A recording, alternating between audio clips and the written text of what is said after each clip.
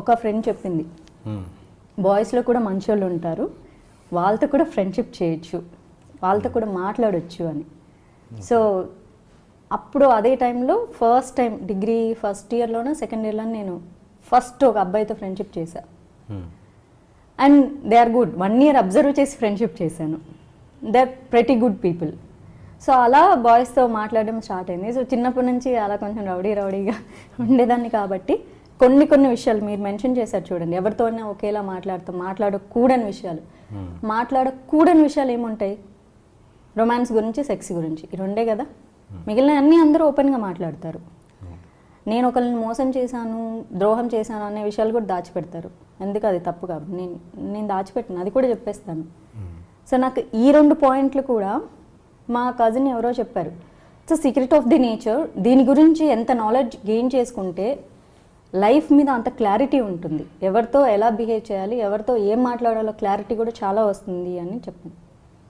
అప్పుడు నాకు ఇంకా క్లారిటీ వచ్చింది. ఓ అంటే మనం కంఫర్ట్గా ఉన్న పీపుల్తో మనం అభిప్రాయాలు షేర్ చేసుకోవచ్చు, దేని గురించి అయినా.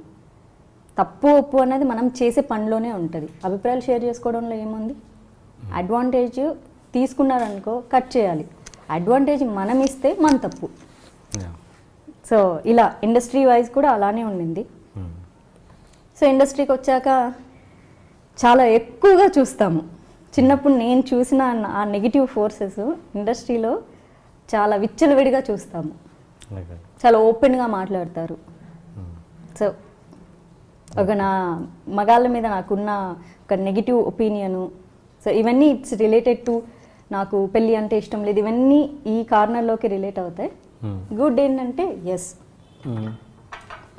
చాలా మంచి కూడా చూశాను. చిన్నప్పటి నుంచి మా అమ్మ నాన్న నన్ను చాలా పద్ధతిగా పెంచారు. ఎంత అంటే తలదించుకొని స్కూల్కి వెళ్తే మళ్ళీ స్కూల్లోనే తలెత్తాలి అన్నంత పద్ధతిగా పెంచారు. ఇప్పటికీ ఎవరన్నా నా ఫ్రెండ్స్ అసలు నువ్వు ఇలా రౌడీలా తయారయ్యో చూడు, మీ మమ్మీని అనాలి అంటారు. అప్పుడు చెప్తాను, మా అమ్మ నన్ను పద్ధతిగా పెంచాలనుకుంది, నేను పద్ధతిగా పెరగలేదు, తను కరెక్ట్గానే పెంచింది, నేను పెరగలేదు, నాకు ఇష్టం లేదు అంత తలదించుకొని వెళ్ళడం. ఆడపిల్ల ఎప్పుడు రెబల్గా ఉండాలనుకుంటాను. మంచి అంటే చాలా మంచి చూశాను చిన్నప్పటి నుంచి కూడా. మా ఇంట్లో చాలా మంచి. అనేది ఏంటంటే ఇప్పుడు ఓకే, అంత నెగిటివ్ రావడానికి ఏదో ఒక చిన్న ఇన్సిడెంట్ ఉంటుంది. మరి first class first 1 year baby అప్పుడు నువ్వు అంతా చూసింది ఏంటి? 1 year బేబీ అప్పుడు నాకేం తెలుస్తుంది? 1 year కాదు, సెకండ్ క్లాస్. వాళ్ళ టచ్చే నువ్వు భరించలేకపోయావంటే ఏంటి? అందరిది కాదు కదా. ఇప్పుడు అదే చెప్తున్నాను, ఒకళ్ళని చూస్తే మనకు, ఇప్పుడు కూడా చూడండి, ఒకళ్ళని చూస్తే మనకు మాట్లాడబుద్ధి అవ్వదు. వాళ్ళ దగ్గర నుంచి ఏదో ఒక నెగిటివ్ ఎనర్జీ వస్తుంది, చాలా నెగిటివ్గా మాట్లాడుతుంటారు వాళ్ళు. వాళ్ళ చూపు కానీ వాళ్ళ మాట కానీ సరిగ్గా ఉండదు. అది నాకు చిన్నప్పటి నుంచి నాకు అలా అనిపించేది. చాలా మంది ఓవర్ యాక్షన్ అనుకోవచ్చు, బట్ చూడండి కొంచెం నెగిటివ్ ఎనర్జీ ఉన్న వాళ్ళ దగ్గర పిల్లలు ఏడుస్తుంటారు, చాలా చిన్న పిల్లలు అయితే కూడా.